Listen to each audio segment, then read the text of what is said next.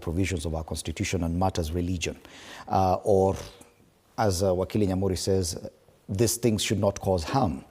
But we've seen that from time to time, due to religious beliefs and opinions, we've seen even children being denied access to vaccination or to immunization. Now there's issues about alternative healing or miraculous healing, where even professional medical practitioners are backing such beliefs. Don't you think that's definitely, even if there are provisions in our laws to tackle this issue, when it comes to enforcement, it's not as easy? Let's not talk about vaccination, forcing children, or, let's not go there. Let's talk about religion. Why not? It is a real challenge. No. And this vaccination thing has gone way off on a tangent. And of course, there's a bill pending now in the Senate. It was introduced by all persons, Karen Nyamu, to deal with autism. That's a whole subject for a different day, but not for now. But I believe that if you inject any child with aluminium, in the name of vaccination, you are actually retarding them. And therefore, you're infecting their blood. Life is in the blood. And we do have eugenicists. And there's a whole issue that I'll not go into. There's one particular person who should have a death warrant on his head called Bill Gates, who moves from computers to vaccinations. And he wants to tell you that you need these and the other vaccines. So let's not go there. But let's come to the issue of this religion. I believe that this is a setup, because already there is this bill pending in Parliament about regulation of religion. Now, we have a court case based on what was there, and the committee that ventured because of Shakahola. And Shakahola wouldn't have happened. One person would not have died if the government, the agencies that are tasked with investigating crime, with the prosecution of the perpetrators, actually had done what they should do, but they didn't do it. But there is a concerted direction that you can see that somehow they need to somehow blacklist some, should I say, religious practitioners who are not in the mainstream.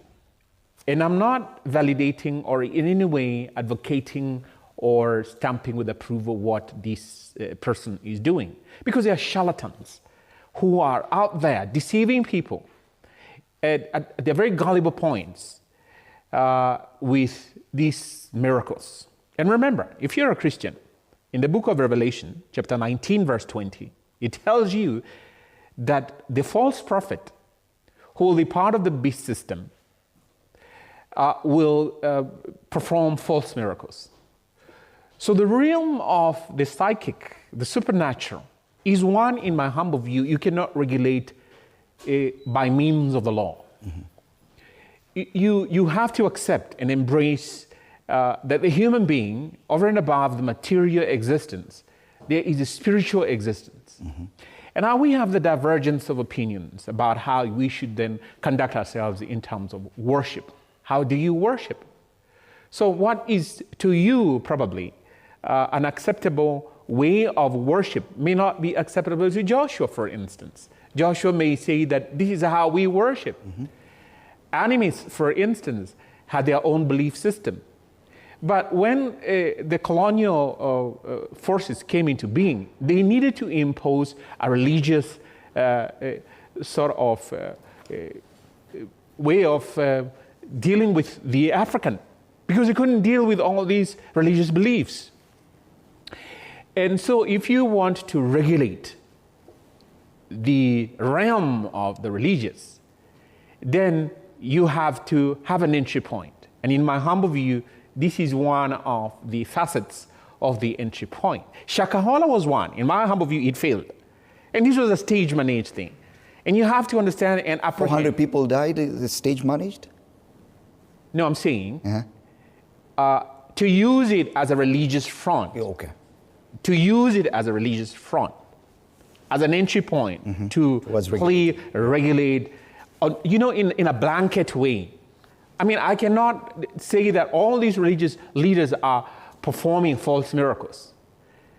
Why, for instance, should someone invite a medical doctor? You don't have the facilities there by means of which to do the chemical tests that you need, the blood tests that you need, to do the gamut of the tests that you need to do as a medical practitioner. So I think it is wrong for a medical doctor to come and say that, well, I'm here to verify to you that this person has now been, quote unquote, healed by means of the miracle. The question now is, when do you now classify this as criminal? Because it would appear that the biggest challenge is for enforcement agencies to actually approach these matters of belief, that if at all I choose not to receive treatment for an ailment of which a treatment is available, is it criminal? You know, first, I've tried to understand my legal colleague, learned friend,